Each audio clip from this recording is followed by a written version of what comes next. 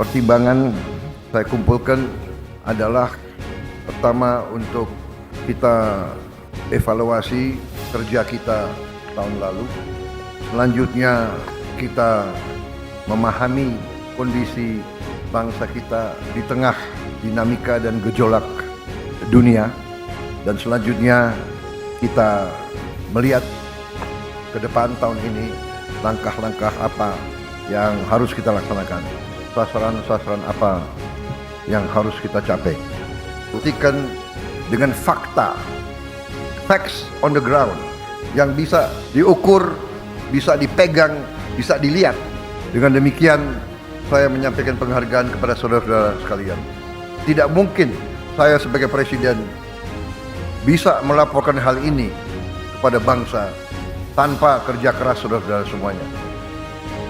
Yang paling aman, paling gampang, tidak berbuat apa-apa atau menunggu petunjuk. Tetapi pemimpin sejati, pemimpin sebenarnya adalah mereka yang memahami strategi besar, memahami tujuan, memahami direktif pemimpin, sehingga yang dipahami adalah arah besar, adalah petunjuk umum, bukan tiap keputusan harus menunggu petunjuk atasan.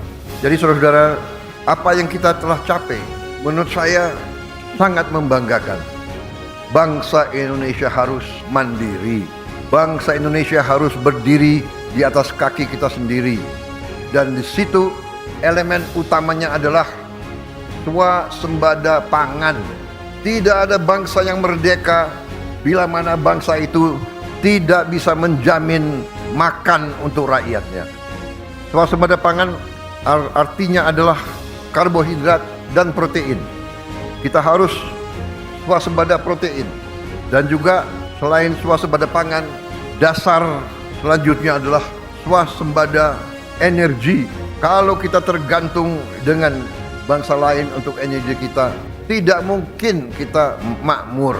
Tidak mungkin kita lepas dari kemiskinan. Alhamdulillah, target yang saya berikan kepada tim pangan kita, saya berikan target waktu awal pemerintahan yang saya pimpin adalah 4 tahun untuk swasembada pangan.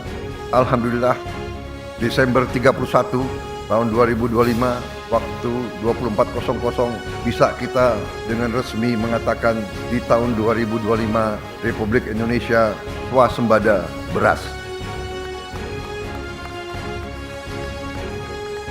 Saya juga cukup merasa besar hati, bangga bahwa hari ini cadangan beras kita di gudang-gudang pemerintah Indonesia adalah yang tertinggi selama sejarah berdirinya Republik Indonesia.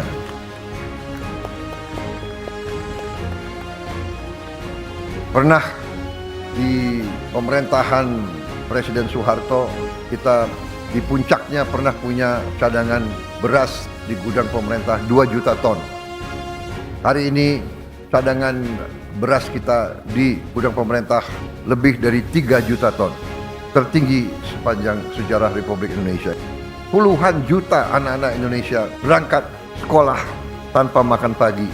Banyak juga makan mereka hanya nasi dengan daun-daun.